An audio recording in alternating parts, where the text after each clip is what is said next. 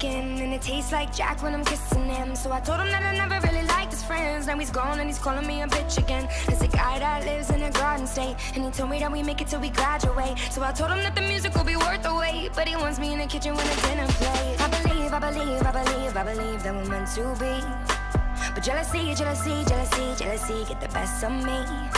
Look, I don't mean to frustrate, but I always make the same mistakes, yeah. Always make the same mistakes, cause I'm bad at love. Ooh, ooh. But you can't blame me for trying. You know I'd be lying, saying you're the one. Ooh, ooh. That could finally fix me. Looking at my history, I'm bad at love. Got a girl with California eyes, and I thought that she could really be the one this time, but I never got the chance to make her mine because she fell in love with little thin white lines. Welcome home, all. It's Friday night. You know what that means. It's cheap date night. It's Tag That Track night, and it's Fun Friday. We'll try to make it as fun as possible, obviously, but, you know, still talking about meat and potatoes, still talking about items and issues that matter. And for the most part, as you guys know, Friday night is my night with my homeboy, Education Rambo. That's Swain. And we're going to be talking a bit again about what we began, what we had begun last week, which is discussing, you know, our dream utopian high school. And it's educative and informative in the sense that we're trying to get to you, whether you're an educator or in education at all. We're trying to tell you and show you that these are the things that are possible, but you got to have a plan and an idea of what is good. So we're like streamlining the best things that could be for a high school in a high school setting and our dream scenario. And obviously it won't be perfect. Might be people that like it a different way, but that's who we are. That's what we're going to do. So that's Friday night, and, you know, we will have a Tag That Track, and I kind of altered the program a little bit. So myself and Swainbo, we both came up with our list, and you're going to have some fun with this one tonight. Gentlemen, I'm going to give you the heads up. This is cheap date night, but I should be charging you something, because by the time I'm done tonight, I'm going to give you some stuff that'll make you a little more, what do we say, Don Juan, maybe a little Casanova, at least with music. By the time we're done, more bravado. Yeah, exactly. By the time you're done, you're going to have a blueprint on how to be a little more Casanova, a little more Don Juan. So that's what's going on tonight. We're going to have some fun with you before you head off into the weekend. But again, meat and potatoes, as usual. Welcome home. Welcome everybody here. Appreciate you being here on a Friday night with me and with us as we head off into the weekend. And I do know it's Friday night. I get it. It's a lot easier to go out and do something, and you should, by the way. I will definitely not tell you not to. I say that, you know, overtly and all the time. Go live life. Go do things. That's how you make the best decisions. When you experience things, you're able to make good quality decisions based on fact, not stuff that you're just fed, force-fed in some cases, and stuff that you're just told, and all of a sudden that's gospel for you and you just run with it. Nah. You live a good life, you live a big life, you experience life, you're probably going to make better decisions for yourself. So that's what we do. But yes, as usual, welcome home. Welcome to everybody. Welcome to SuperMex, your voice of Mexican America. What does that mean? You know what it means.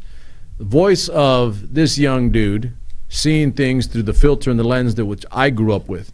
And the truth is, there aren't a whole lot of Mexican-American males speaking quality, lucid English to the country from our perspective.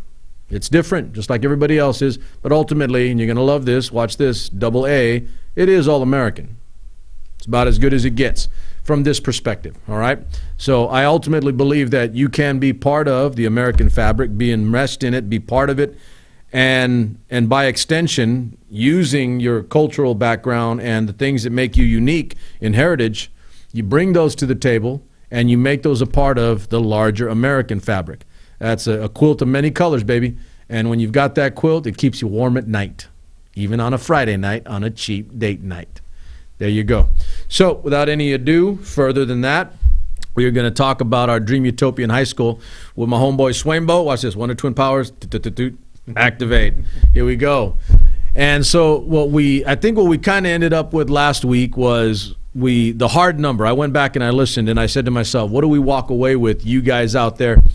We walked away with some numbers. We kind of settled on 2K, 2,000. I say 1,500 to 2K. Yeah. And I'll tell you why, and then I'll back up. But I say 1,500 to 2K because if we do 15, 16, then I think I said also that you need to trigger something in writing in your school system, because if you say, oh, we're getting to be too big at 2K, by the time you implement a new high school, you're probably at 21, 22, 23. Yep. So it needs to kick in somewhere in the 1,500 to 2K range. That way your high school never actually goes over 2K, and good practice would be, hey, we just hit 1,500. Hey, we just hit 1,600 students. Time to build a new high school. Right. Right. So that's what we had. Those were the hard numbers that we agreed on. I think were a consensus for both of us. It's a big enough staff to give you plenty of opportunity as a student and as a staff, but plenty of opportunity as a student to have a lot of option with programs and sport and everything else. Right. So do you think, 1,500 2K? I think we agreed on that. Yeah, I think that's good. The number's good, and then it triggers into something else. And like I said, in our school district local, for you and I, we don't have an automatic trigger. No. I think it'd be best practice to do so. Yeah, What say you? Yeah, I think that's a really great idea, that you hit a certain level, and then the district already starts, okay, we need to start looking at land, we need to start looking at plans, we need to start getting this built. And really, they could already have plans. They do a lot of that with elementary school. They'll get a plan. They get a plan that they like, that works well for them, and then they'll just go ahead and duplicate it in different spots. Correct. So what's wrong with that with a high school? Yeah. Because your high school, the shell is a shell. Your culture and your climate and what your community and what your students bring to it, that's what makes a school a school. Right. Who cares about the building and what color it is? It's that culture and climate that's built from within. So yeah, I like that trigger mechanism for sure. I think this is going to sound like kind of Spartan and machine-like, but I mean it's a hell of a lot better than what we have current. I'll say that. At least in our school district. But if it was we hit the trigger, right? Say we get that arbitrary number, 1,500, 1,600, and that tells us as a school system, as a community, that we need to build a new high school. Okay, here's the other thing, and the beauty of that is that if we have something like that in place, meaning in writing, in practice, in the Army we called it, and military it's standard operating procedure. Right. It just happens because it's part of your mechanism, right? The system. So if you have that as an SOP, standard operating procedure, you trigger that. The beauty of it is that not just the school system has a blueprint or a program on how to go forward that you don't have to reinvent, that you don't have to come up with or recreate. You could actually be in the process of educating all the time because you already have that done. Exactly. You don't have to, you kind of know as an administrator, right? You're not having to recreate things. You're not having to invent things on the fly, which ultimately takes you away from students if it's already there. But here's the beauty of it, and this is what I really like about it. You know what else it does? It also helps your community, because now they know that when we get to this number, it's going to trigger a new high school. Yeah. And there's no mystery. And that's transparent. Yeah, and it's not going to be this, I moved into the district and they said they're going to pass a bond and they're going to build a new high school, and we're waiting, more houses, more kids, more this, more that. Where's our school? And by the time, let's say they moved in and their child was in elementary school with the dream of, hey, I'm going to a brand new high school. You're and being then all dirty, of a sudden, man. You're being dirty. they're in the high school. Where's our high school? And I bring that up because I had that exact same conversation with several folks this last week about that they specifically moved into the district based on the fact that, they're promising a brand new on the high promise school, of a new high school. And they're still waiting. And I said, well, unfortunately, you're going to be waiting a little longer. Yeah, I know, and I'll piggyback and add, and if some people don't like it, sorry, it's a fact. Talking to people at the door, campaigning, walking precincts for myself or other people, there were people that flat out told me, like, yeah, I thought we were getting a new school. We moved here. My son's in San Luis now, and that's done. Yeah. And I said, do you have any more children, ma'am? Nope, he was the last one. We sat, we waited, we were promised things, and she was basically telling me that she wouldn't be for a bond going forward. And we still pass bonds, right? Because most people want to pass bonds. People, But there's just, it's almost like that's something that could have been prevented. And more importantly, this is the way I see it.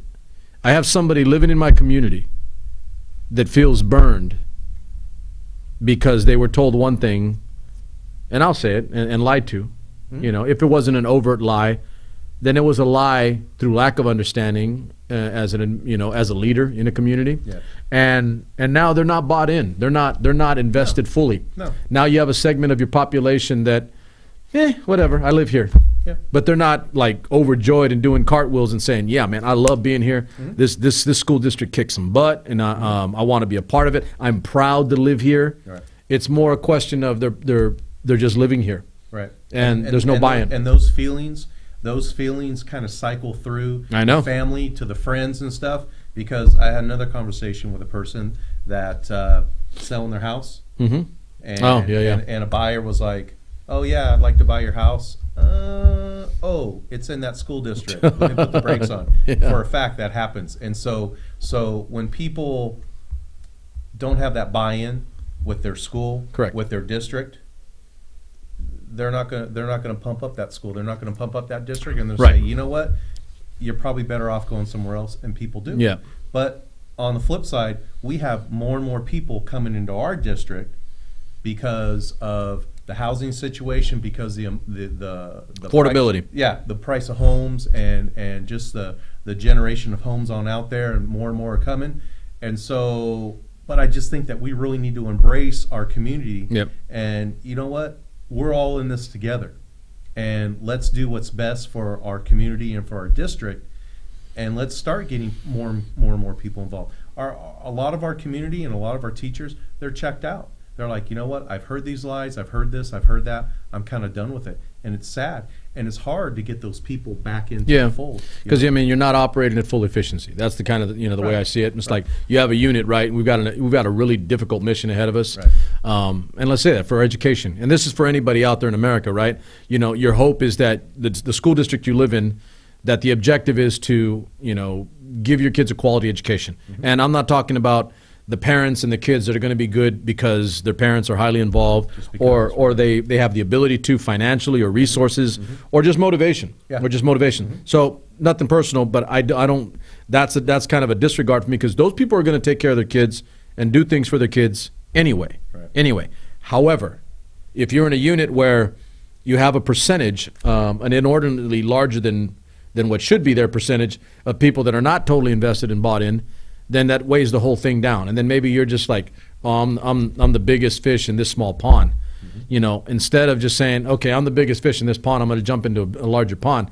Why don't you make this pond a lake? Exactly. People don't get that aspect of it. I believe that. I believe that. Instead of just saying, oh, I'm good, my kids are good, and my kids are going to be fine, I'm not looking at benefiting my child. I'm looking at benefiting the system and the overall, so that we can be surrounded by big fish, in a much larger, lake, not just a pond. Yeah. But that is, definitely a hindrance in the fact that you don't have 100% buy-in throughout, throughout a community. Yeah. I mean, I'm going to say it. I want people to live in a community, in ours in particular, but in general, wherever they are in America, and say, I'm proud of the district that we go to. I know that not only my child is getting a great education, but here's the trick, and this is for high school dream utopia, right? It's not that the one kid, the boy or the girl, gets the great education and goes on and gets into an Ivy League school or gets a D1 scholarship. It's that the base and the median is above average and well above everybody else's average. Because if we're raising that bar and all ships move, right, in one direction, now you're talking about, and I'll say it and I'll sound a little cheesy about it, not a Boy Scout, but I am a soldier. I absolutely believe that the unit gets stronger as a whole. That means my country. That means my country gets stronger. If we start thinking about that in those terms and stop trying to run from all the bad situations and actually putting mind and thought on how we make our situation in our backyard better. How do we do it? How do we have no excuse for every child getting a quality education? And that's kind of where I err on that side. But so we've given, let's back up a little bit. So the number 1,500 to 2K. Yep. You're absolutely right about buy-in when it comes to belief in a system. We triggered that, and there was a sidebar. I was thinking about that after we went home last week, right after we were done, and I said to myself, here's an ancillary benefit to putting in writing, putting down on paper, and in policy standard operating procedure, say for our school district or any other school district, that every time this high school reaches this number, that we automatically trigger a new high school. Right. Automatically. So benefit to the administrator, the student, the teacher, because they know that that's going to happen, and it's in their framework, right? And automatically, you're not going to wait till it gets too big and it's too much of a mess where you're literally just putting out fires and trying to cover your butt because it's all screwed up, and you're just trying to manage crises. If you're managing crises, and you know this because you're a former administrator, if all you're doing is managing crises, you're not educating. Nope. You're not educating. So we can bypass that. Right. The ancillary benefit was think about your community. If your community also knows that, now you begin to have buy-in because, heaven forbid, there actually is transparency. The community, can tell you in advance, well, when we get to 1,501, we're going to build a new high school. The community says that because it's in writing, and it's part of your policy, and it's open to everybody to know. That kind of thing, and I'll say it because, like, on a political level right now, right, nation of laws, which you know I'm kind of cheesy about, you know, as a soldier about my country, we are a nation of laws. It's hard to get away with things in this country because there's a lot of smart people in this country, believe it or not, there are, and they know better. So if that was part of our policy, say in our school district, right, or any school district in America, and everybody in that community knew that once you hit 1,501, it automatically triggers a new high school. You just made yourself better as a community. Oh, yeah. Because now everybody knows. And here's the trick, and you're going to like this one. You're going to like this a lot, actually. How many times have you heard parents complain about, well, nobody's getting involved, nobody cares, nobody wants to do anything. I'm the one doing everything. I run the club. I run the parent group. Could you imagine if everybody knew and everybody was involved? Now you have a whoop-ass situation. Look at your culture and climate with your community. You know, they would come out of the woodwork. Exactly. What can I do? Because they know that their time and their efforts are going to be rewarded, and not with self-reward, but rewarded with, you know, I'm doing what's best for in kids. Totality. Yeah, you know, I'm doing what's best for my child, but I'm doing what's best for kids. I'm doing what's best for community. Right. You know, and yeah, and I just think that, yeah, that standard operating procedure, that needs to be in there.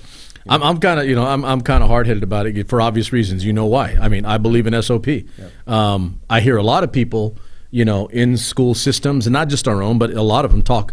I mean, these people, you know, the administrators and the people that are in these positions talk about protocol and stuff. I had one guy tell me, he goes, well, this, you know, do you know what protocol is? I want to smack him. And you don't hear SuperMex say that a lot, okay? But I want to smack him. I say, you're talking to the wrong guy about protocol. Yeah. Okay, because the very nature of that word and the intent of it is military in origin. And it's applicable in our private sector, civilian sector. There's a lot of things that are actually military in origin that people in the civilian world don't know is military in origin. We get it from the base because we live it. We don't just talk about it, we actually live it, not just practice it, we live it. So when somebody in administration, assistant superintendent, is talking to me about protocol, I'm laughing. You know, I'm sitting there, it's like, I'm doing as much as I can to not smack you for your ignorance / arrogance. Watch that, ignorant arrogance. It's a little bit of both. Through their arrogance, there is ignorance, and vice versa. And I want to laugh, but they don't get it, so I'm a little bit merciful. And I try to explain it. I said, well, you know, I might know a little bit about protocol and standard operating procedure and method and policy, because the very nature of what you do in service is, Tim, there's a rule for everything. There generally is. And if there isn't one specific, there's one general big rule that covers it all. And if you don't abide by those things, you get sent to Leavenworth. There are consequences for accountability. We talked about that last week, right? Exactly. So there is that aspect of it. What I really wanted to get into tonight, so we've established that for you guys. You know what our sweet Goldilocks zone is, you know, not too big, not too small, just right. I love telling people that, the Goldilocks zone. I actually, you know what, I might flesh this out. So I don't know if I'd ever told you this. You might know this. I constructed a 9.5 theses items on our school district that, you know, issues that are current right now. By the way, that was 2 years ago. They're still the same issues. They haven't changed. Nobody's addressed them. Nobody's corrected them. You and I briefly talked about that. So I may have, because you came on once, you know, a while ago, but I did 9.5 theses, and it was my tongue-in-cheek approach because I'm a little bit history egghead about it. Sure. It was on 95 Theses. I released them on the exact same day, 500 years later, after Martin Luther published his 95 Theses, basically questioning the Catholic Church, right after, at the end of the Middle Ages into the Renaissance. Right. And so my tongue-in-cheek to try to, initiate some argument in a good way and initiate some inquiry to our school district and our school system was not doing 95. I'm going to give you 9.5 items that you guys can handle, that are clear, that are problems right now, that you can address. And unlike others that I've told you before, I don't just complain about something. I actually come up with an item as a solution. You're right. Oh yeah, if I'm complaining about something, I'm offering a solution. Right. You may not even want my solution, may not like it, you may not even be able to do it, but I will offer you something. I absolutely, I don't like people that complain, like most, but I don't like people that complain but aren't offering up something. So I did 9.5 items, 9.5 theses, THESES, and I put those out in the public. I put those in the community, and a lot of people actually agreed with them because they're items that we're dealing with right now. Point is this, a manifesto on how we can go forward, not just with, say, our school district, but with, and I'm getting deeper and deeper, and you might have a conversation with you, and might include, your input too, is what we're doing right now, by the way. We're fleshing it out, right? We're talking about it openly and putting it on record, because I have no problems, and I know you don't, because you're here. Yep. What do you believe? Back it up. What do you got? Right. And then putting it out there, right? But we talked about the number. We talked about transparency. We talked about getting to a place that is good for a system and good for a community. So what I want to get back to is more nuts and bolts so that Joe America can understand and force them to ask questions about their own school system, right. Not just ours. Because we can talk, Tim and I can talk about Central Unified on the west side of Fresno all night, all day, for years, because we kind of have for years. But we have to make it, ladies and gentlemen, I'm going to say this openly, we have to make it applicable for all of you, because the reality is that some of the problems that Swain deals with in our system as a teacher and as an administrator, and that I deal with as a parent, are the same across America. Right. They really are. They really are, guys. And so, and I've gotten really good, comments from some of you guys about, well, this happened here. It may not always be specific to, them to us, but a lot of them are general. Yeah. They're general. And if you don't know better, and a lot of you guys on My Nation, you're not in education, but these are things that are important because you're raising children. I've got a lot of young dudes, young guys that hit me up raising young kids. They're raising their sons and daughters right now. They're in their 30s, late 20s, and they've got kids that are school age, and they call me. They actually ask me, hey, coach, SuperMex, hey, coach, wow, my son's in 3rd grade, what should I be? They're asking me advice, and I'm trying to give it to them, right? Yeah. But it's, for the high school perspective. So this is what I tell them, the sweet spot is, the Goldilocks zone is 1,500 to 2K. So you got that on record for all of us, right? It's a number that gives you a lot of programs, enough sports, plenty of sports, but not so big that you begin to disconnect as a body amongst your staff, because that is important. We talked about that too. It is important that your staff knows each other. Yes. I absolutely believe that. I agree that. And it's important that your staff knows your student body. Yes. Because when you get so big that you just see an obligatory number running around, I'll say that, and I think I shared that with you last time. So when I was at Madera High and it was 4,000 plus, I couldn't know all those kids. When I was at Parlier and it was like 600, I knew just about all of them, even the ones that weren't in my class. Right. So you guys have that. You have that for us. Now what we're going to do is we're going to slice and dice, and we're going to talk about, and I know you don't like this, what makes us all equal as an education system in America. Instruction time. Instructional minutes. You and I have actually had this conversation before a little bit, but I feel strongly enough about it, I know you do too, that it's important, because it is the one thing, Tim, that absolutely makes us all equal. Like that, right? Especially in today's climate. A lot of inequality going on, people taking shots at each other. But the one thing that makes American education systems equal is, at least state to state, is every, let's say California, okay, for us, every school, every system in California gets X amount of minutes to teach. Right. Give me what you know about that. I don't remember the actual numbers. But it is a hard number. There's it is a hard defined number, and that every district has to submit their numbers to the state, and you have to for a school year, you have to make a certain amount of minutes for that year. They do it as a total. The number escapes me, and how the school. I've actually seen it. It's in writing. Yeah, my wife pulled it, and we looked at it. Yeah, I looked at the number. Yeah. And every school can kind of work their schedule, how they need to work it. That's what's best with their school. So for example, when I first started teaching, classes were 55 minutes. And then we went through and we went to block schedule. And then we went up to 90 minutes. Which I'm not a big fan of. I've told you that. I'm not. Not a big fan of that. I'm not either.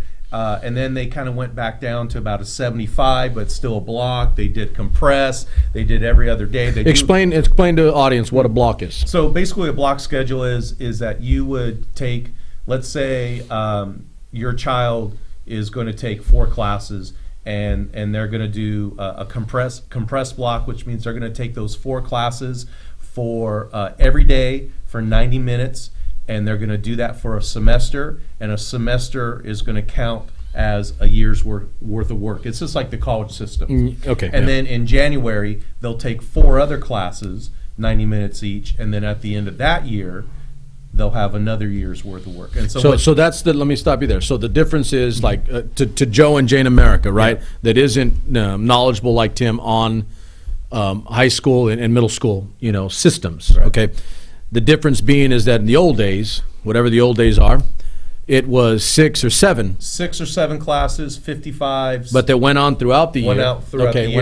Yeah, so that schedule, we call that the compressed block, or like the semester schedule, where you take 4 classes one semester, 4 classes. It's just like when not 6 or 7. Not 6 or 7. Now they have it to where they take their 7 or 8 classes all year long, but they alternate days. So they do an alternating block. Okay, so I'm gonna make you. I'm gonna stop you, but make you flesh that out, because that's we're our system isn't like everybody else. Even though there are the blocks, in other areas, and not just in California, but for the most part, the majority of America still deals with that. And I'm gonna say traditional. Traditional is not always bad, ladies and gentlemen. No, traditional is not always bad. Sometimes we throw the baby out with the bathwater. So in Central, we do that block where you so you get 4, and I'm knowing it because my daughter's done 4 years of it now. Right. And so she has, say, math, whatever math she has, whatever. 4 classes one day, and then 4 classes the next day, and then go back to the 4 classes the next. They do alternate. It alternates. So that's the part I want to flesh out so that my audience knows. So they're not getting the same class every day. Mm-hmm. They're getting the class every other day. Mm-hmm. And it's 4 totally different classes. Then the next day it's 4 totally different classes, and then back to the 4 original, and then back to 4. Okay, so we'll get back to that in a second, but on instruction time, this is the one thing that I wanted to make sure that we pointed out, because I kind of have a pet peeve about it, and I think you'll kind of be with me here. I hope. We'll see. It's okay to disagree, right? Yeah. We can disagree with each other. Yeah. Let's disagree, even though we agree at a lot. Yeah. But so if we do that, and so I'm looking at what my daughter got, in over 4 years, and now that she's finishing up, she was not in. Okay, so I'm an old history teacher. You're a math teacher. Mm-hmm. Core subject: Wonder Twin Powers. Form of a history teacher. Shape of a math teacher. There you go. All right, shape of an octagon. Form of a history note, whatever. So I'm a core subject teacher, Tim is a core subject teacher, current. Mm-hmm. I don't know about you, but I liked having my students every day. Yeah. Okay, and I'm going to tell you why.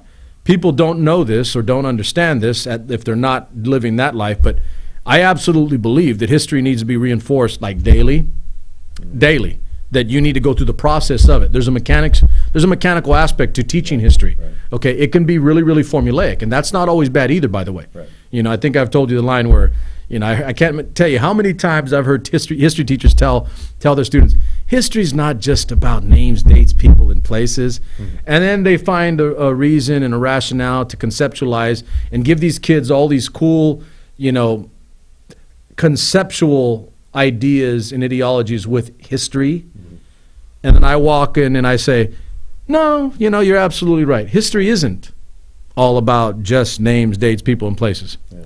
But it's a big damn part. Yeah. It is a very big part. Right. Because, and here's why, and I'm digressing, and you can add in on the math end, right? Mm-hmm. We're sharing. I'm history, you're math.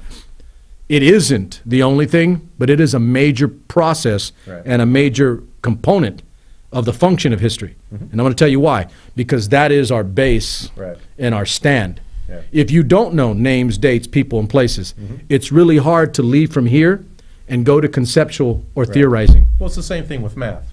The procedure. That's what I'm saying, is that people don't get that. Yeah, it's the exact same thing. And so, the kids need the procedural. They need that daily practice. And then they can go on to the conceptual. Yeah, I feel like in some cases, and maybe you're with me, I don't think it's as bad in math, and you correct me if I'm wrong. I think it's worse in history because they want to immediately jump to theory. They really do. Oh, well, the Renaissance movement was this, and they're not giving them, okay. Well, so they don't know what the Renaissance movement was. Or they don't know the time period. They don't know anything. They don't know who. They don't know how it started. They don't know what it initiated from. Yeah. So you don't have these in my instance, because I had a guy tell me one time, he goes, you teach history like it's a math function. I'm like, oh, you know what? Yeah. There are some things that you can calibrate, like on a math function. Right. It's called date and time. Yeah. Okay, and a war occurred from this time to that time. X amount of people lost. It's numbers. Right. It really is. And there are people that, and I'm not going to digress too much here, but other historians, if you're really with me, you'll know what I'm talking about. History can be quantifiable in a numbers game. I don't believe it's all that. Right. It's not. But that's a big component of it. So if you don't do that and you don't have that base to stand on, hey, you can go talk about the rationale and why Napoleon actually went to Russia when everything said he shouldn't. Yep. You can theorize on it, but you probably don't know what the hell you're talking about. Yeah, well, it's the same thing. It's the same thing with math. You can go through and you can talk about statistics. You can talk about the standard deviation. You can talk about any of these different statistical measures that you want to do. But if they don't know the math behind it, if they don't know how to add, subtract, multiply, divide, if they don't know that 0.2 is 20%, I mean, I can go on and on and on. Yeah.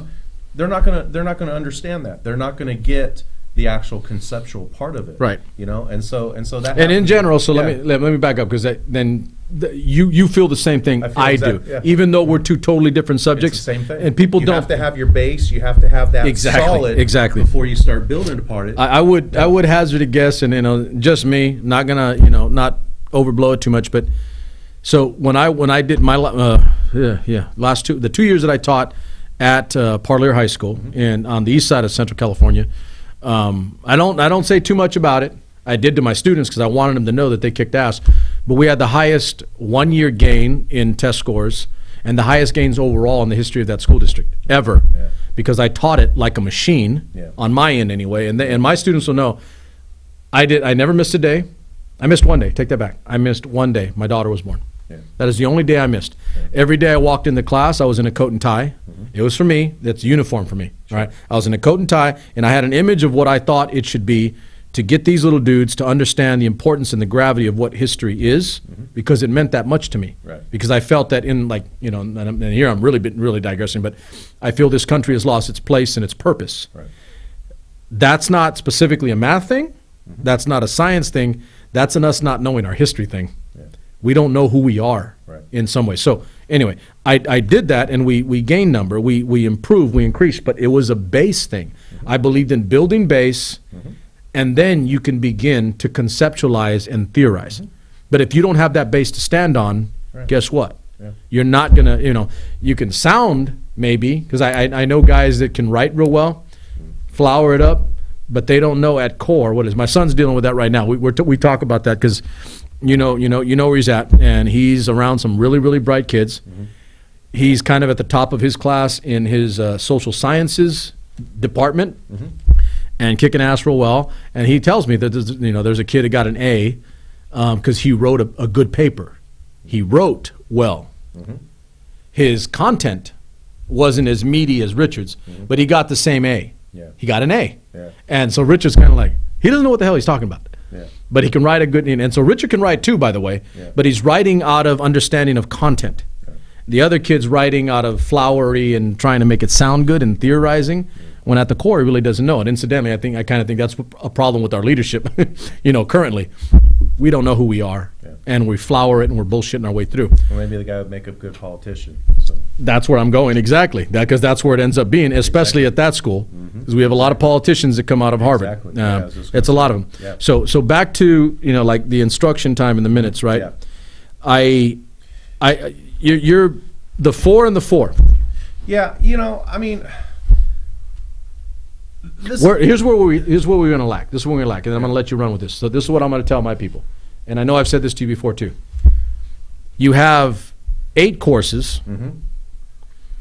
Let's get beyond the block, because I think we can all agree. I don't like the block system. I like being in class I want my students every day. Yeah, I agree. You too, right? Yeah, I agree. Especially for math. Yeah, right? I agree. So I want my students every day. I want to see them every day. I want them walking into my room every day, soaking the concept of U.S. history. I want them feeling it I want them walking in. You're going to like this. I want them walking in and seeing my flag in a quote by Lincoln and Washington every single day. Exactly. Okay, not every other day. And it's like, well, it's not that bad. Yeah. But it could be better. Yeah. So I want that every day.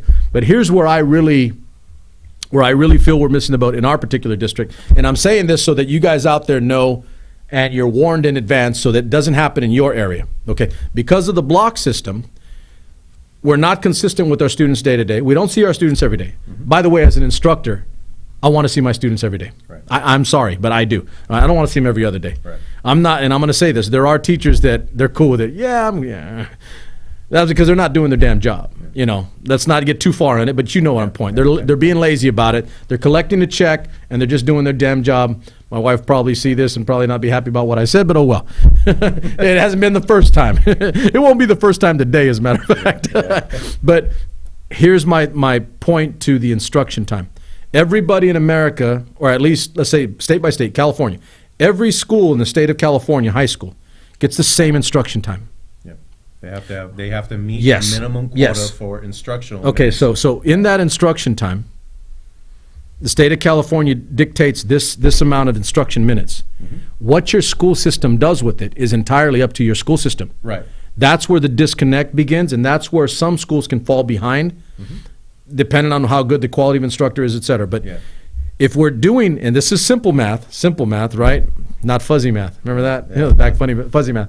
But if there's 8 courses and there's some arbitrary number of minutes, and you have to split that amount of time between 8 courses as opposed to 6 or 7 or less, then my argument is the core subjects are losing more minutes in a block schedule than another school that only has six courses, because their core courses get more time day to day.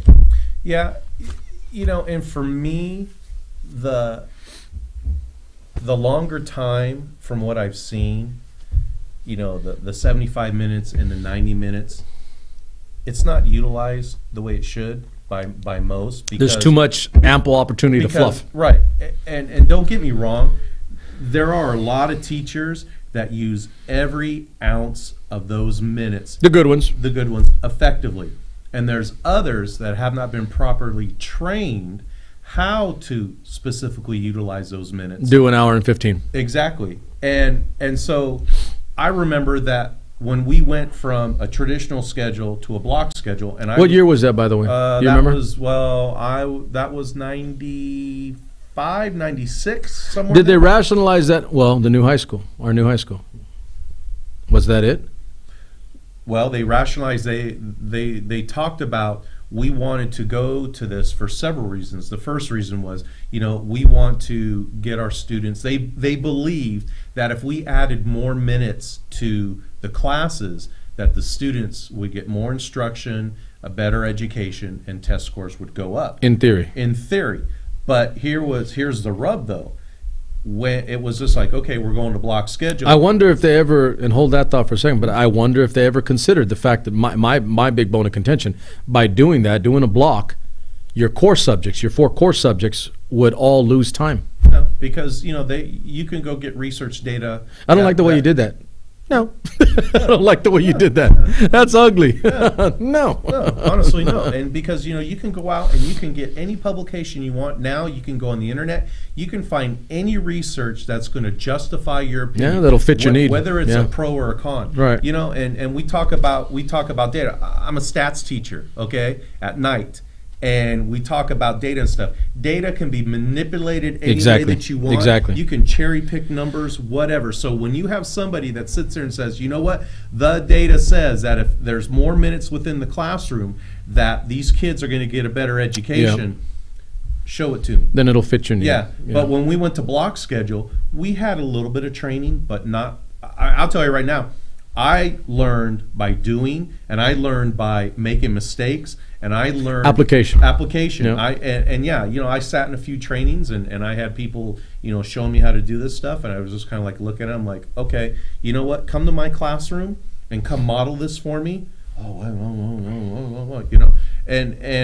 And so I wanted to see how this worked, and a lot of my colleagues, and so we actually learned by doing. We made a lot of mistakes. I made a lot of mistakes. Now, as an administrator, when I was an administrator, I used all of my background on on teaching and stuff. As a former teacher. And again, I wasn't a former teacher for a long time before I became an administrator, but I knew, the nuts and bolts about teaching methodology and stuff like that. And I really worked on, okay, how do you best utilize that long period of time? You were changing activities every 5 minutes, man. You're running groups, you're doing walkabouts, you're doing all kinds of different things within that classroom. You are not just standing up at the podium and talking for 90 minutes. And there are teachers that do that. Yeah, I know. What happens when somebody talks to you for 90 minutes? I know for me, I'm checked out after 5.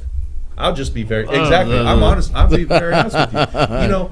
So you got to be really good. So, if you're going to go to, and my whole point is, I really don't care about the amount of minutes, is what you do with those minutes. I think that 90 minutes can be amazing for some science lab classes.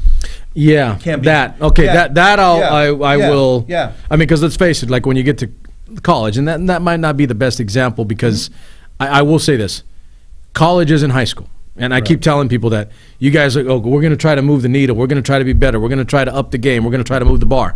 We're going to try to be like college in everything we do. There's a reason why they're in high school. They're not in college. Right. They're not that. And every Billy, Joe, and Jane in the room is not going to be that. But you're right. When it comes to science and a lab component, that is a totally different, not just metric, but a tactile thing where you actually have to go and apply, experiment and do, that's another 15, 30 minutes.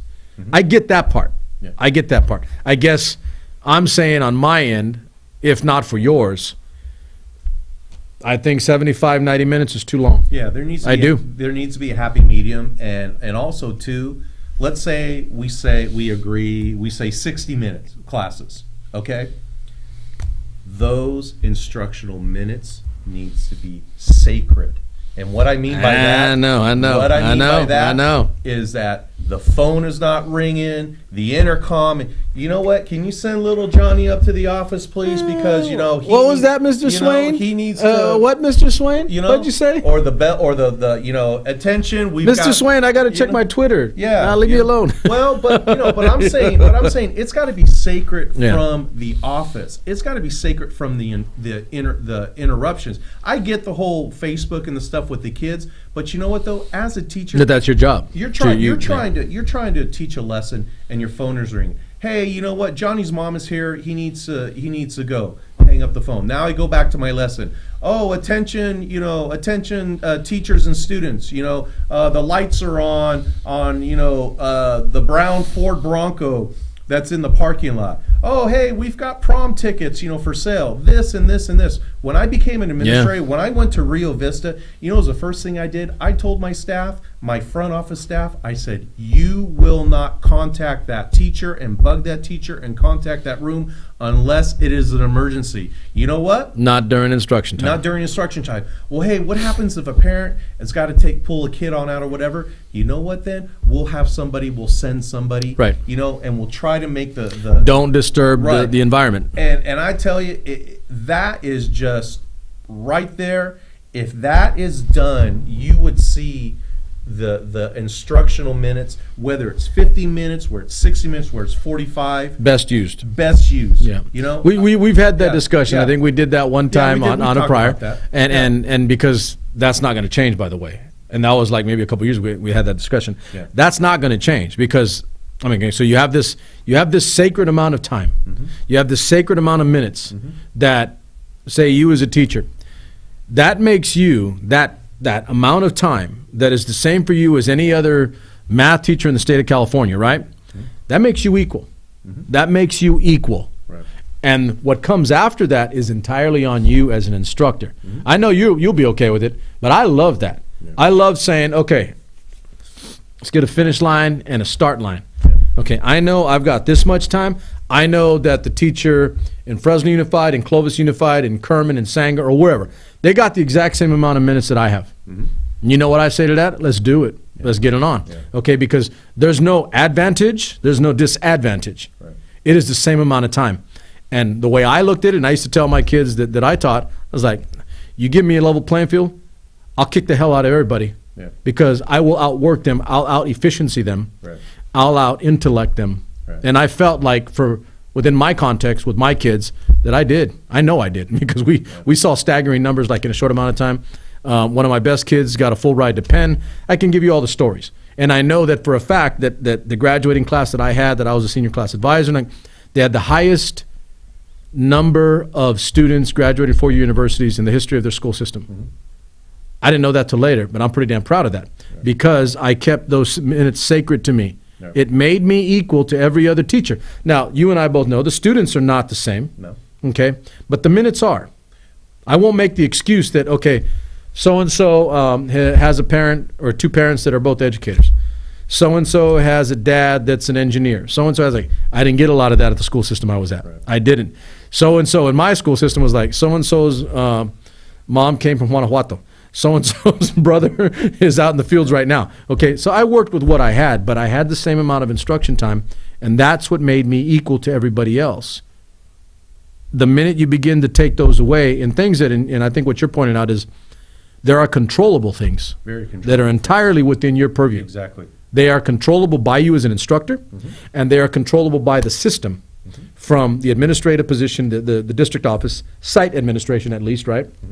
Say from, because we're dealing with our dream high school Utopia, that the high school principal, the high school secretary, the high school vice principal, back into the classroom to the teacher, et cetera, the department chair, it's all the same. That can be handled right here.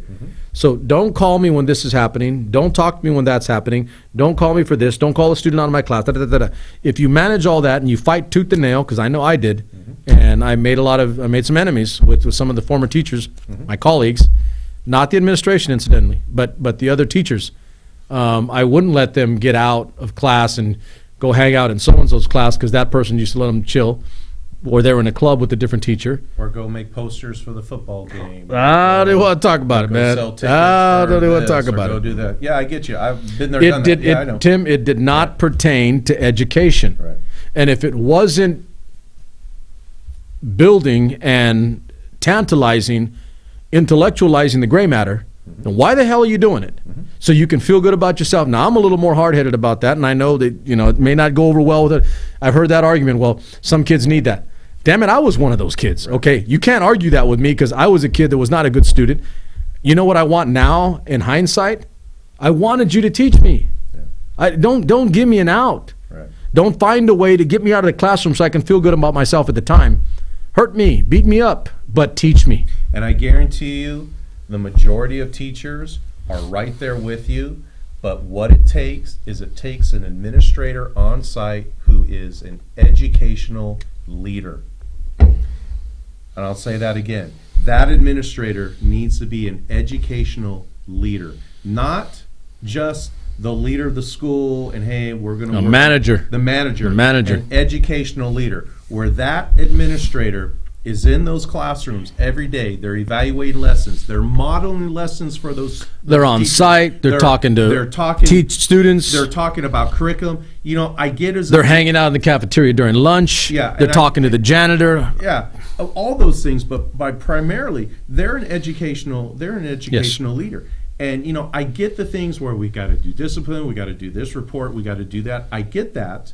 And it's worse now than when I was an administrator. True. But still, our administrators need to focus on, you know what, that class time is sacred. You know, that teaching time that those teachers have with those students is sacred. I, as an administrator, I'm going to do everything and anything in my power to support those teachers. And if that means, you know what, we have a policy, and we did have a policy. We had many policies at Rio where it's like, you know what, within the first 5 minutes of the class, that phone is not ringing. Yeah. Attendance or whoever, you know, if you're dealing with discipline, you better figure out ahead of time what kids you're going to deal with and what you need. And okay, up that class to start, boom, boom, boom. I'm going to say, hey, I need, you know, Johnny, Sally, and Susie because they're leaving at whatever time. And Jose, exactly. And then Jose. Lock it down and let it go, and it can be done. And I'm sure there's people going, blah, blah. Because this is my thing. Is like that's controllable. That's manageable. Controllable. That's something that we, and I say we generically, right? Yeah. We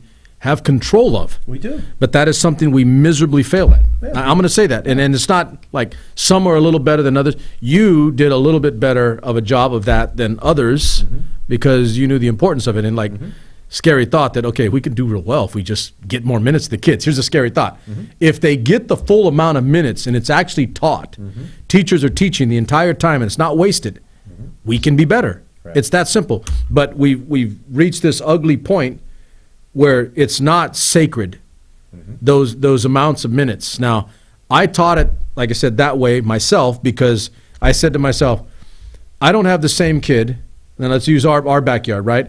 I don't have the same kid, the same norm that Clovis Unified has that does well in our area, okay? Let's just put it on the table. There's some things I don't like about Clovis Unified, but I am even-handed and fair in acknowledging the things that they do well. The one thing I will say about them, aside from their sports and all the other stuff that they do, you know, they get awards for, they have a high norm. They have a high norm. Some of it is demographic, some of it is financial, some of it, and I know that, and I'm not making an excuse for it. I used to tell my kids at Parlier, you probably did the same thing with yours. I said, we don't have all the things they have, but you got a damn mind. And I used to tell them in Spanish, ¿sabes qué? You know, and I used to get on them in Spanish, right? Because there were a lot of Mexican-American kids, and they spoke English and Spanish. I said, you may not have everything they have, but damn it, you have me. And I will teach as much and as hard and as quality as any instructor in Clovis Unified. Now it's on you to make that choice as to whether you want to make the excuse anymore that you can't be that good. And so we utilized full amounts. I mean, I got in arguments with people that I didn't know I shouldn't have gotten arguments with later. It wouldn't have mattered. I left on my own anyway. It wasn't like I was going to get canned or anything, but I did it because I believed it was right. But there was, you know, here's one example. There was a kid who was, and there were multiple of them, but this one in particular, he was in my like top-end U.S. history course. He was in my top-end U.S. history course. The best of the best in his class of juniors were in my history course, in my U.S. history course. And he tested well, he scored well, he was a bright kid, okay? They had a thing called the Ivy League Project. Some are not going to like this. They're going to know exactly what I'm talking about. He was in the Ivy League Project. Basically, it was, a lot of people aren't going to like it when they hear this, it was like an affirmative action plan. You can't say those words anymore, but that's in essence what it was. Trying to address or redress an inequity. I understand entirely why they did it. I'm not even saying it was wrong that they did, because you have these kids that live in this community that have no access to more. They're literally in a bubble, and they're not getting the same quality or quantity of things that other kids in other areas are getting. Some of them come from broken homes, some of them come from the fields, some of them come from a second language that they're barely grasping. Not making excuses, that's just a fact. It's just simple, statement of fact, right? This kid was a bright kid within the context of his class, full capability of going out in the world and doing good things. The problem was that he'd been coddled so long in his system that he was a bright kid, and now he was in this Ivy League project. The inception or the thought of it was to get kids from this underperforming or poor community and get them into Ivy League schools, okay? Noble, okay, but I will say, and I'll probably, in any of them that hear this, those of you guys that set up the program or that practiced the program, ran it, you know where I'm at because I was there before at your school. And they didn't come talk to me because they didn't want to, because I'm a Mexican guy that could say these things, right? But they made excuses, and they gave allowances, and they gave egress to these kids out of class to go and, oh, I have to meet with so-and-so for the Ivy League project. I'm like, you got to meet with them right now? This is sixth period. Yeah. You know, at the end of my day, the best group of those juniors in the entire school, in my class, the toughest course on campus, and they knew it was. Yeah. They actually bragged about it. It's the toughest course on campus.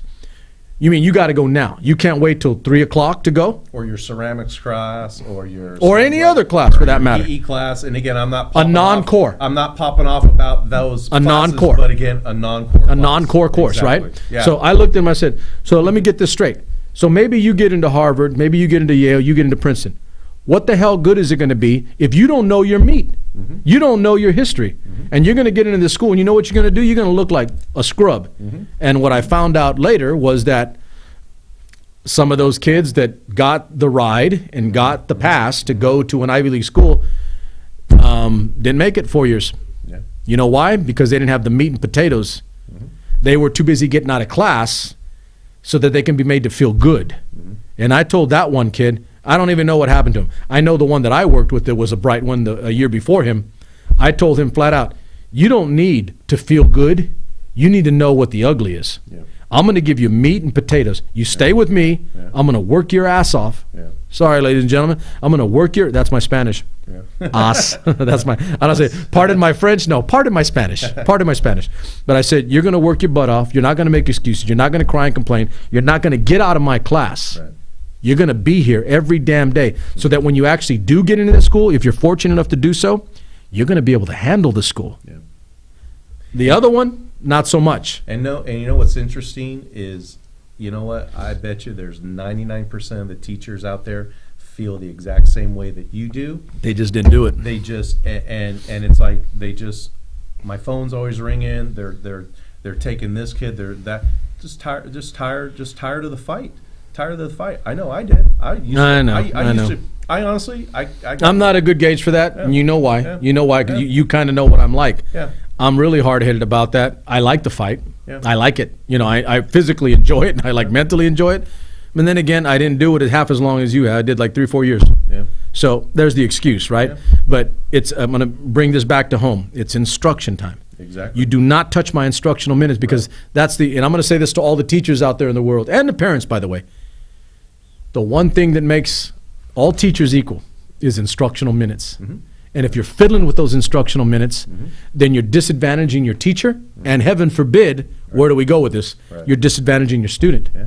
Day to day, you're disadvantaging that student. Yeah. So instruction time is near and dear to my. So let me kind of crystallize, and I don't even know where time Where is we at. at on time? I have no idea.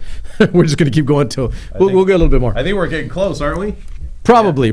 Okay, so here's the We'll sum it up. Yeah, the instruction time thing. So let's make sure that we're understanding. So it's not just California; it's every state in the nation gets X amount of instructional minutes. Right. I don't know. I think it's like depending where you're at. It may not be the exact amount that we get, but every school system, ladies and gentlemen, in your state gets the same amount of instruction time. Right.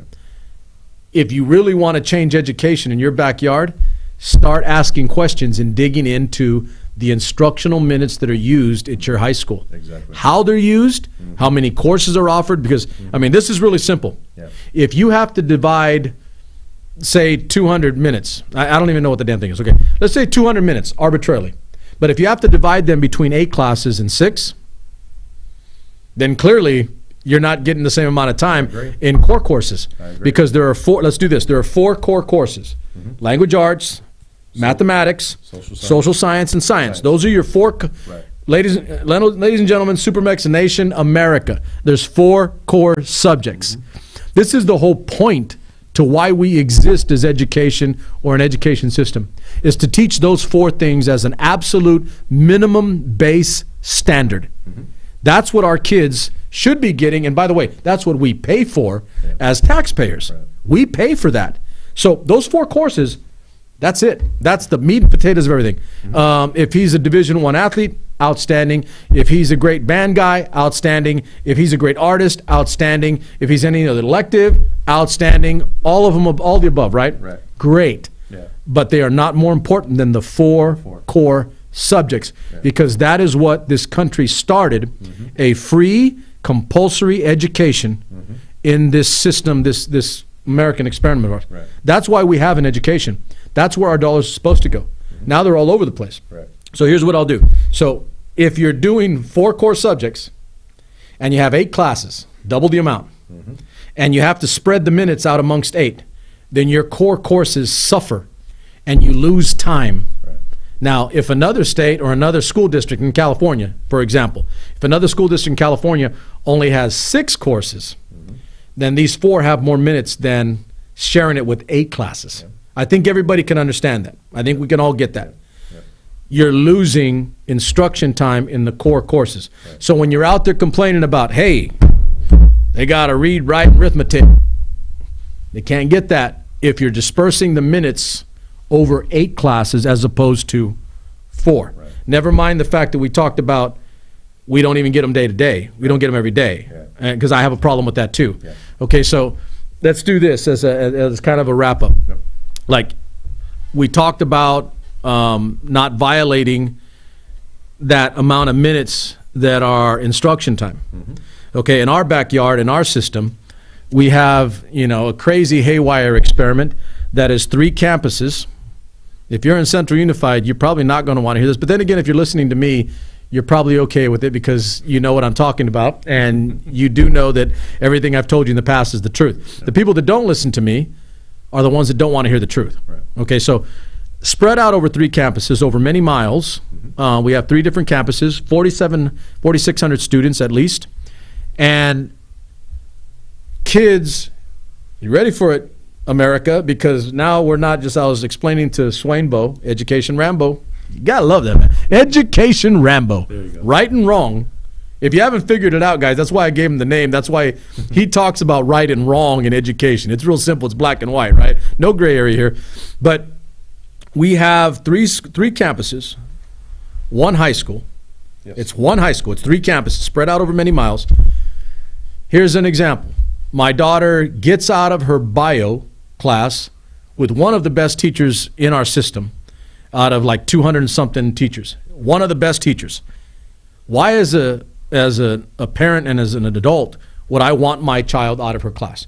Because she has to get on a bus and leave class 10 minutes early, leave class and not be in instruction time, get out of instruction time, and sometimes not by choice, ladies and gentlemen. There's not a choice here sometimes.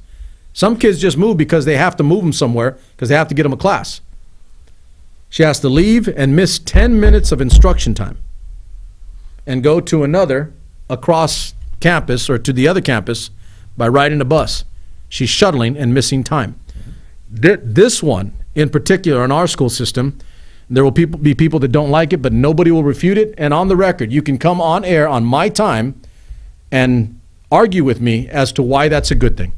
I have a sneaking suspicion that nobody's going to want to do that. Hey, by the way, that's not just parents. Administration in my school system, or any for that matter across this country, you can do that. Yeah. I'm going to get presidential candidates on this damn show. I want anybody in America. You think I'm joking? I actually got some requests in. I'm not joking, man. Anybody in America, if you want to argue this point with me, you're more than welcome to. I'd love to have the argument. Yeah. Argument's a good thing, not a bad thing. No. So in that context, child, and not just my daughter, but a lot of them on this campus, get out of class early, a lot of times not by choice, Right. but because of the circumstance of us having multiple campuses, not 3 full-fledged campuses.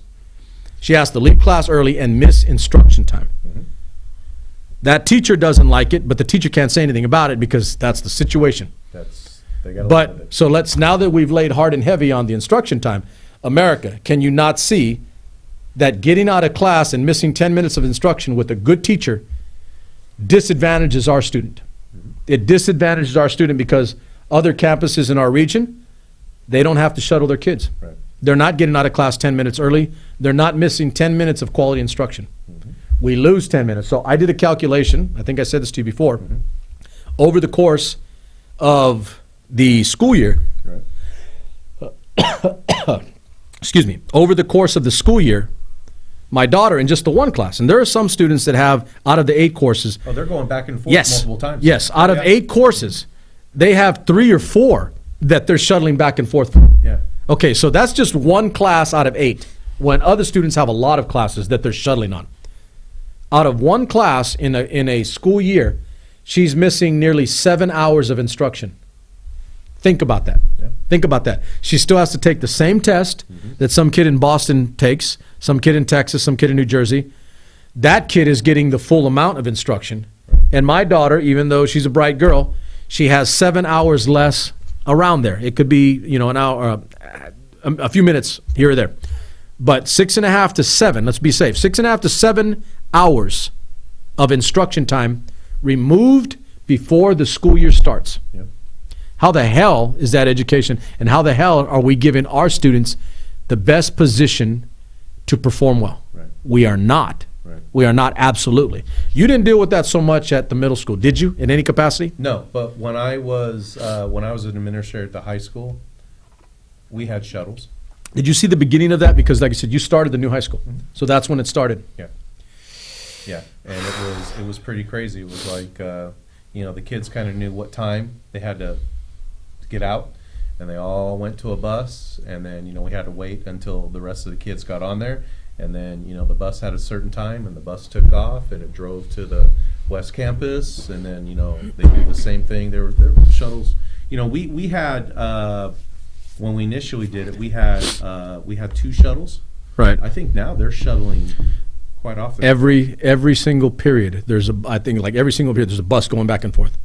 No joke. Okay, so That's instruction time. Every single hour, there's losing minutes. and just instruction time, which is huge. Okay, I look at the amount of diesel that's being used. Oh, man. I mean, It's too bad we didn't have that teleportation device. yeah, I know. I'm going to do a Kirk. Yeah, You see that Kirk meme? Yeah. So here's the point. Here's the point for you guys. Okay, so Tim's yeah, exactly. That's where I went. You went to Star Trek. I went to The Fly. Oh wow. Okay, Yeah. So there is so the instruction time lost is all controllable. That's It's very systemic. controllable. That's systemic. That has to do with just our school system controlling those minutes. Yep. And I'll say that, and I've said it on air. They don't like hearing it, but it remains a fact, by the way. Well, People haven't done anything about it. Well, and it goes back to the fact of, every decision that you make as an administrator, as a school official, It has consequences. it has consequences, but most importantly, it's what's best for kids. How can you sit there and say, okay, we're going to pull this kid out? I'll push back. It should. It should be what's best for kids. Hey, that was because let me tell you, that was the world that we lived in. You maybe for you, but when it all boils down to it, can we honestly say that everybody's making decisions that's just best for kids? Because if they were, Tim, we wouldn't be having this discussion. I agree. This discussion would not be on air on SuperMex Nation. Me giving my airtime to on a this Friday night, by the way. on a Friday night cheap date night. We right. wouldn't be giving this time if it wasn't that damn significant. I know. And I'm going to say it again. That's not just our school system. Yeah. I honestly never believe. been. Okay, watch this. If I had my red pen, I used to love doing the red pen. I don't know about you. They would write, and I love taking my red pen to work, man. The red pens do work. Trust me. It's like oh, you wrote this, and it hurts. It's like this. If you don't bring it up, if you don't call it out, it doesn't change, and it hasn't even changed in our backyard. Right. But what people need to understand, you guys out there in the country and in our backyard, if you're listening from our district, that these are all correctable things. And they're easily corrected. They're easily corrected. They're easily corrected. So then you begin to ask the question, why haven't they been corrected? Because it's too easy to get away with not doing it. Okay? And because in our backyard, in our district in particular, we've gotten so big so fast that people don't know how to, and the system is structured. Now you're going to like this. The system, the education system, and do what you will with this. You can elevate this to the Byzantine process that is American government. Go there if you want, make it political. But it's all there. It's all understandable, it's comprehensible, but the system is designed and structured to perpetuate itself. So anything that deviates or potentially harms that system or takes that system away from the norm of what it does day to day usually ends up failing. And in this case, we've been doing our thing for 2 decades. 96 was when they built, when they started shuttling. 96 is when the East Campus was built. Was it 96? 96. It was 96. 96. Trust me, I know. Trust me, I know. So it was 1996. Okay. So since 96, we've had that shuttling issue. where they've been losing minutes of instruction time. I've even said, and I may do something about this. You should be scary if some of my administrative friends, you know in particular who you are. I know if you're watching because you troll me once in a while. I know you, homeboy. I got nothing but love for you, but do your damn job. Do your damn job. All right? I may do something about that because I do think at this point it's risen to a level where it's almost a crime to me that for 21 years we have been shorting our students instruction time. I think after tonight, you and I know we agree, but I really want you guys out there to say you don't have to like me or love me or like Tim or love Tim. Notice I didn't say hate or hurt. Right? Like me or love me. You can only like me. You can't love me. You can love me, not like me. Ladies and gentlemen, you get the point. You don't have to personally like what we're saying, right. But I'm asking you, as a country and as a backyard for me, ask about instruction time. Ask questions. Huge. Ask those questions. And more importantly, don't be satisfied with the obligatory knee-jerk reaction answer that you're given. Right. You need to sift through, if not see through immediately, the smokescreen, because that is one thing that they cannot deny anywhere. Loss of instructional minutes is correctable by the system. There are things, and I will be a little generous here, that periodically can happen, emergency type things or unforeseen things. Yeah. I get that part. Yeah. But you can't tell me that over 21 years that it's an emergency. Yeah. The only emergency is, hell, I'm going to call a national emergency. Watch that. I'm going to call a national emergency in Central Unified School District in my backyard. Matter of fact, I'm going to go a step further. Mr. President, I'm going to call a national emergency in the education system. That's what I'm calling for, because we are failing our students as a whole. As a whole. By the way, I'm going to stop here. I watched Betsy DeVos. She was being interviewed again. Yeah. We talked a little bit about that one night, right, where they walked back the Special Olympics thing, and then we talked about the shiny object. Yes. Massive cuts right now to after-school programs, literacy programs, which, Tim, literacy programs, I'm like, I asked myself the question, do you want us to be a nation of, not watch this, not all. Do you want the percentage of not well-educated people in America to be the same or grow? Then keep doing what you're doing. Because if you cut all those programs, and you and I know we've talked about waste and inefficiency. I agree, and I know you agree with me, that let's not waste the dollar. Let's spend the dollar properly. Right. Let's make sure it's, well, we've been talking about it all night, right? Use what you do have. Yeah. Okay, so short of that, if we don't do that, what ends up happening is we have a nation that progressively gets dumber and dumber and dumber. Idiocracy, Luke Wilson, my bad, Luke Wilson. Yep, Luke Wilson. Watch Idiocracy. Did you see that movie? Yeah. Jesus Christ, that movie is scary. That was in the 2000s. Yeah. And my boy and I watched that routinely. Ladies and gentlemen, watch Idiocracy. And you're going to sit there and you'll say, like, man, we're almost there. The only difference is we don't have Hector Elizondo Camacho as president. Yeah. Hector Elizondo Camacho. Man, we couldn't get a Mexican elected in this country. Oh, watch that. That was dirty, huh? Oh, we haven't had one. And even though I'm actually going to, I'm going to reach out. I have a guy making an effort to try to get the Castro guy. He's the only Mexican American in the race. Yeah. But they don't say Mexican American. They say he's the only Latino in the race. Yeah. He's a Latino. So I'm gonna try to get that guy. But anyway, Hector Elizondo Camacho, Brondo, remember all that stuff? Yeah. Watch Idiocracy. Yeah. You want to talk about education? That'll scare the hell out of you, because that is where we're going if we don't get a quality education. So I'm gonna cut there and stop, because we have tagged that track, and we got to get this, because both Tim and I did work tonight. So here's where we deviated. Normally what we do is I come on Fun Friday and I do tag that track, and I give you 10 songs. So what Tim and I are going to do is we're going to give you 5 songs apiece, because he's my crime partner on Friday night now. And we're going to give you 5 songs, and we're going to see if you guys can figure out what the theme is. You always have to figure out the artist and the title. And the title, but also the theme. But we're gonna do this a little bit different. So I'm sharing. I'm not being a hog on the mic on my show, right? I'm bringing Tim into the crew here and giving Tim some intellectual license to find his music. Music's good, man. It really is. Okay, so Tim's got 5 songs. I've got 5 songs. As normally I have 10. But we're gonna share. He's gonna do 5. I'm gonna do 5. And then when we're done, we're going to see if you guys can figure out, and then I'm going to tell you what the theme was when I called Swain earlier and told him, all right, so this is what we're looking for tonight. These are the types of songs that you want to play. Okay, go ahead. You go ahead and do yours. All right, so here we go. All right, where do I start? I got 10 of them, and I'm going to go ahead and let's go right now. All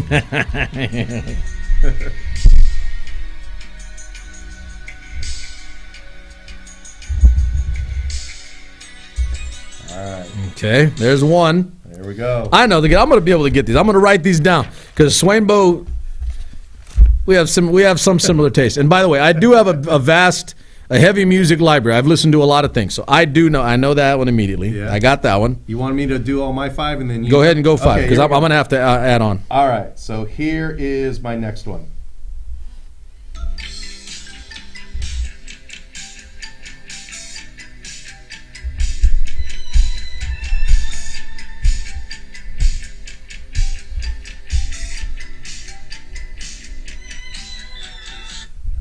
So that was. I kind of didn't get that one. I got to think about it. Okay, you got me. All right, so that's number 2. All right, here's number 3. All right, it'll start going. It's a little like, whoa, hold on. What the hell was that? I don't know what happened. The cops are after us. Swainbo and I are in trouble on a Friday night. Yeah.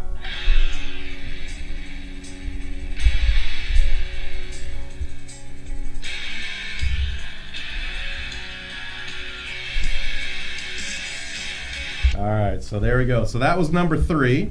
Okay. All right, here we go. Let's do number 4.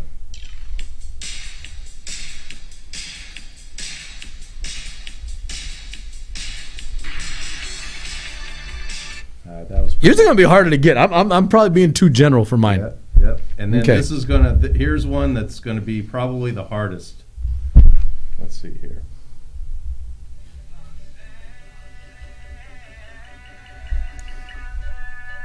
Oh, I know that. Oh, a good song. All right, so those were my 5. I had 5 more, but I'll cut it at 5. Okay, 5 and 5. Yep, all right. So let me give you my 5. It's like 1, 2, 3. Second. I've got. So you use Amazon, right? Yeah. Is that what yours are on? Yeah. So I use Amazon, but I was telling Swain, I had a little issue with my Amazon earlier tonight, and they didn't.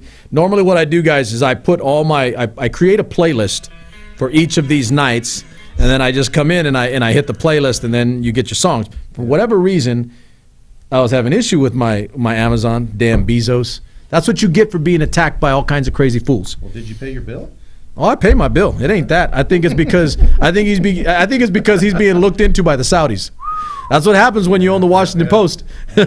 You follow any of that? Yeah, that's some crazy stuff. How many billions of dollars did he pay her? I'm going to say this. Okay, why would you want to fiddle with the richest man on the planet and try to threaten him with something? Mm-hmm. That guy has more resource than anybody on the planet, and you're trying to blackmail him. Yeah.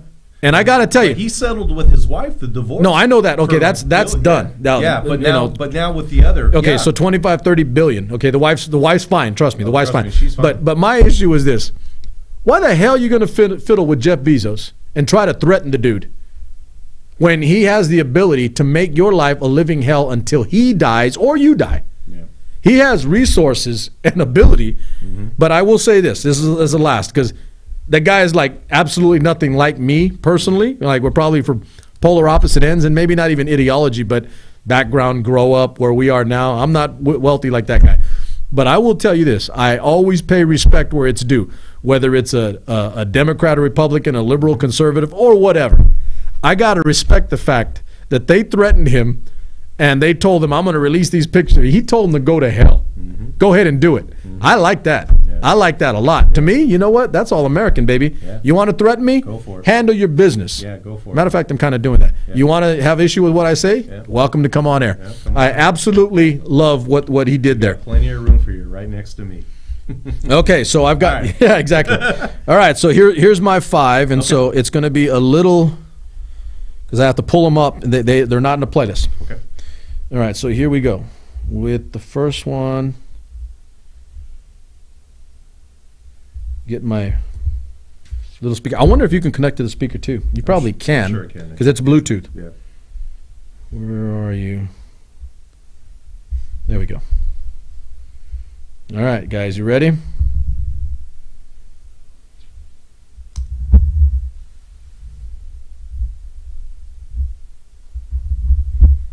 Not connected yet. There we go.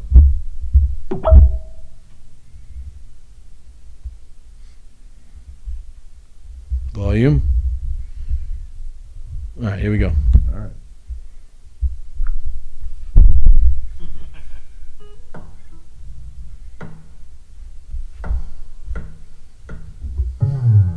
Hold on, little girl. Show me what he's done to you. That's kind of easy, I think. Little girl. There we go. Yep. What the? I get a call. That was good timing, though. That was good timing. It's Fine. Hey, the rest of both of you. All right, fair enough, good enough. That's a great song, ladies and gentlemen. Guys, you're gonna catch the theme. At least guys, pay attention to what we're doing here. It's cheap date night. Yes. My homeboy Swainbo and I are helping you. We'll go straight Jerry Maguire on you. Yeah. I'm helping you. Help yourself. Help me help you. Help me help you. You know, you can help me? Listen to what we're doing here. Get the songs right, and I'm helping you at home in your own, if you know what I mean. All right, here we go. Next one. Pop up. There we go. Play that.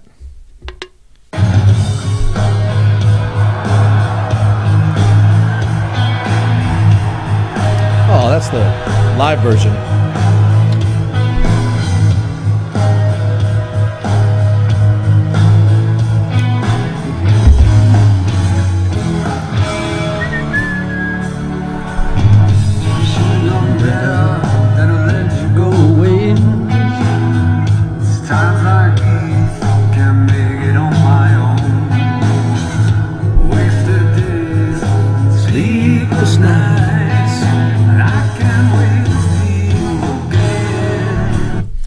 That was the live version.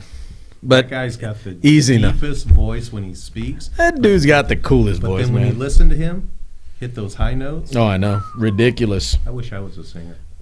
Like that. Robert Plant, baby. Uh-huh. Not that guy, but like that. Yeah. Okay, so you guys should know that. Yep. You guys should know that one. And by the way, there's some age involved here. Obviously, Swainbo and I are from a certain time or place in in history. So some of these will be along those lines, by the way. Mine are more so than Swainbo's. Yeah. Mine are more specific to a time period Yeah. of when I was doing my thing at a specific time. All right. So I did cut I had like 7 or 8 too, but I cut to 5. I wanted to make sure I get a good cross section because I do like all these. See if we can get this one.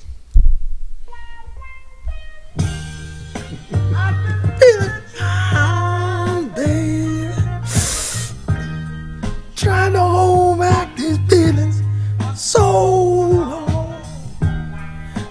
You like I feel it. Yeah. No more for you. No more for you. All right, that's just like, come on, man. That's like, ugh. And that's an older song, obviously, but Yeah. timeless. Oh, yeah. Because it's still, yeah. watch this, it's Yeah. still applicable Yeah. today. Yep. A young blood right now, well, I'm giving away the theme, but a young blood right now can play that. Dun, dun, dun. Might have to redo that one. Might have to reformat that, restructure what I do with my son. All right, that's 3 for me. Got 2 more coming. Here they go. Which one? Get up there. Yeah. This is the one I told you when we were talking earlier. Where's that at? Come on.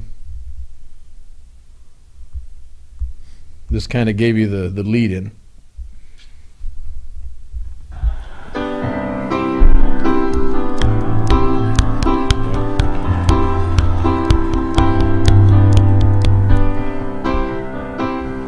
And that's just great. Just a look at that girl with the lights coming up in her eyes. It's a great song. She's got be somebody's baby. She must be somebody's baby. Other guys on the corner stand back and let her walk on by. That guy was underappreciated. I really do believe. Like, he's known, and you kind of know who he is if you know music, but underappreciated because that lyric, and then some of his other just incredible lyric, incredible, timeless lyric. You can take that lyric, apply now. Same thing, right? That's what I think good music is. It's applicable at any time. Yeah. You know, tinker with the format, tinker with the structure of the, you know, the instrumentation, but that's good stuff. All right, so that's my 4, and then watch this last one. See if you guys get that. Here we go. So incidentally, Swainbo and I didn't have too much rub off. We kind of went in some the same thing, but we went some different directions. Theme, but different directions. We went different directions. Yeah, for sure. And that to illustrate the point, you know, Swain and I are friends, but we didn't grow up the same way. We didn't have all the same friends. We grew up in different parts of town. We have one person in common that will never change for me. You know how I feel about the old dude.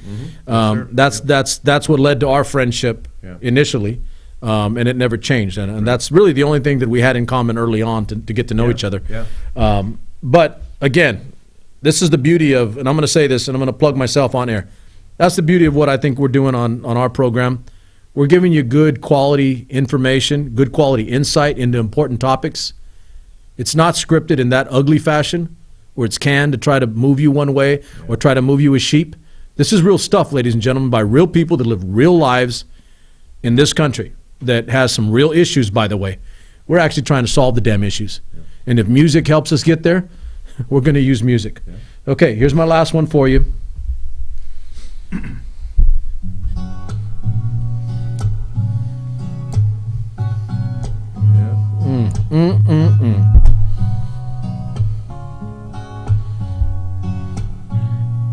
Give you a little taste of the lyric, because you know it.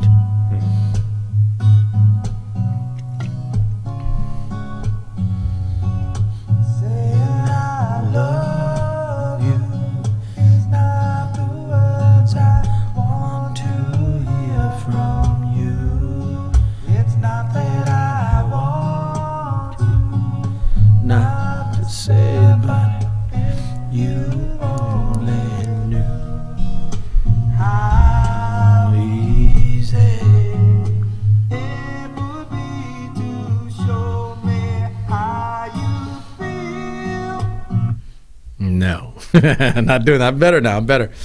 So, all right, ladies and gentlemen. So here's what we did. So I called Swainbo and I said, in keeping with our theme, this is cheap date night. This is cheap date night, Fun Friday. So I told Swainbo, give me 5 songs that from you are good songs for your woman on a date. On a date. And you know, for me personally, maybe for you too, it's like there's so many. You know, you could piddle with it all day. But I mean, every dude out there, I'm gonna say that I'm talking to you right now, America. It doesn't matter if you're white, black, blue, brown, and green, all right? Because obviously my playlist makes up a whole bunch. But you got to move a lady. All right, you don't have to take advice, you know, from me, romance, you know, that kind of thing. My wife used to tell me, I give love a bad name. There's another one. Bon Jovi, baby. He's like, you give love a bad name. Now, I'm not talking about that kind of love in the business, okay? In the business. I'm talking about love like romance and stuff like that, because I'm a pretty hard-headed old infantry coot. And my form of love is loyalty, trust, and taking care of my, you know, protecting my woman. That's my love, okay? So I'm like off the charts in those things. That's not an exaggeration. I'm really bad about other things, in terms of the romance and that.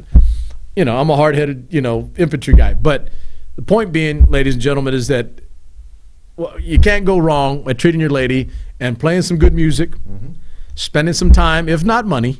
I don't know about you, but you know, I didn't marry a woman that had to be, you know, hooked up to the wealthiest guy on the planet. It was more about the trust and the loyalty and being solid with somebody. And, you know, like you. And so this goes out to my female ladies in SuperMex Nation. Swainbo and I are pretty loyal type people. We're loyal to the same person. I've been with my old lady for an old woman. She's not going to like that. Yeah, she's not gonna like that. It's been a good quarter century around there, give or take some. Yeah. But treat your woman well. Yes. Listen to the lyric of these songs we just gave. Gentlemen, play some of these songs for your woman. Yep. I'm helping you. Help yourself. And we gave them a wide range, Cross section. You know, like your list, very, very, very classic. I have some soul. You have some soul. I have some rock. You know, I have some. Mine definite from the age of where I grew up, and you know. You had some new wave. You had some in the alt. 80s and 90s. You know. You had some alt. I'm kind of still. You know. So yeah. Kind of gave them a good little cross Mm-hmm. section of. You know, so little differences there. Absolutely, you know? absolutely. But You I'm know? going to say, like, and so some of the songs you're playing, I'm like, oh man, that's good. Yeah. I was like, oh, that's good. Yeah. I want to get that one too. Made you think back. Yeah, I'm like, think oh back man, to the that day, was good. huh? That was good. Yeah. Have you ever so Yeah. you had, well, I won't say the song, but one of them that you played was like Yeah. one of the acoustic sets of that one song by those Yes, guys yes. is like an all-time classic for Yes. me. Just absolutely insane. Yeah. But okay, I digress. I know we went way over. I'm going to blame G. Because KP's not here, and because there was no time limit, so I went off the rails. I kept kept wanting to look at my phone and go, okay, I think we I went started off this the rails. time, and what Yeah, time I is it know. now? And- So if I don't have a clock blared in, clock blared in front of my face, then I'm gonna guess we're at least about an hour and a half or something like that. At least. yeah. So my bad, ladies and gentlemen. But again, it is Fun Friday. That's good. It is Cheap Date Night. Yeah. It is Tag That Track. We've done all of that. So we'll come back in. We'll wrap in on the Monday, get back to business as usual, and cover topics and items. And like I said a little bit ago, I've had some epiphanious moments. EPI, PHANEOUS. Yeah. Just moments that make you think and appreciate and understand what you're dealing with, what you're doing. Mm-hmm. And for me, it's the construct of what this show is and what the network is as we build. I'm having a great time, and you do know that more is coming. I've told you that I've got to wrap up with my daughter over this next month and a half. Things are going great on that end. Really happy as a father, really happy as a husband, really happy with family. We're healthy, we're strong, we're smart. You can't ask for much more. Be appreciative of what you do have, because there's a lot of negative in the world, and if it's not tainting you, be mindful of that, be appreciative of it, and then try to make sure that somebody else is also getting that same, because you can do that. I'm a firm believer, and I joked with you before, like, I'm the brown knight on the white horse. If I'm good, I'm going to go help somebody else. Yeah. Ladies and gentlemen, there's nothing wrong with that. Take care of yourself. Absolutely. Be strong. You can't go save the world if you're not strong yourself. Right. But if you're strong and capable and good, then I'm going to say it, excuse my Spanish, get your ass out there and help some people. Mm-hmm. Get your ass out there and help some people. Yep. Some people that you don't benefit from, some people that you don't know, some people that may never tangibly benefit you in any way other than the fact that you're just doing a damn good thing. Maybe it makes you feel good, maybe it doesn't. Do it because it's the right thing to do. Right. That's it exactly. So that's my thought for you tonight. You know the other deal. Take care of yourself. Be careful on the weekend. Go out and live, ladies and gentlemen. Go live, go experience, go do. But be very careful. Be mindful of your surroundings. Be mindful of your habits. Be mindful of travel. Just take care of yourself. I want to see and hear all of you back on the Monday. Last bit. Remember, we are now on YouTube and Facebook. We've got like 40 or 50 now, I think, followers on YouTube because we just started it. I need more people going to the YouTube channel, and I need cross-fertilization, guys. I need people going back and forth. We're getting a broader audience. Somebody showed me metrics. My Russian colluder. I actually have a Russian colluder. He colludes with me. Guy a little crazy, yeah. But he colludes with me. We have people now watching and that have watched our show from all over the world. Wow. People in Amsterdam, people in South Africa, people in India, Canada. People are watching now, and not massive numbers, but we're getting something here. The one thing I will not do before I go off air tonight, I'm going to say this, and I said this to Swain earlier tonight, I will not compromise on the quality of what we do.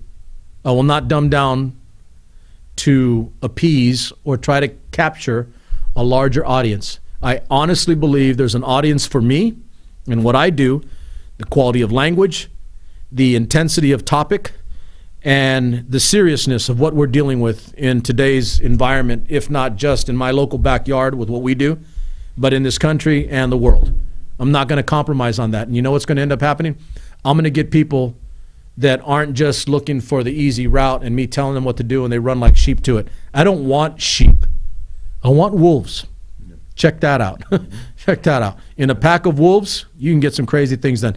I don't want sheep, ladies and gentlemen. That's easy. Other people do that. They get tens of thousands of followers and they do everything they say. I don't want a damn flock of sheep. I want a pack of wolves ready to get this damn country in gear. That's my thought for you tonight. Enjoy yourself. SuperMex is out. Wonder Twin Powers, me and my homeboy Swain. Yep. Best of it all to you guys. Have a good night. Have a good weekend.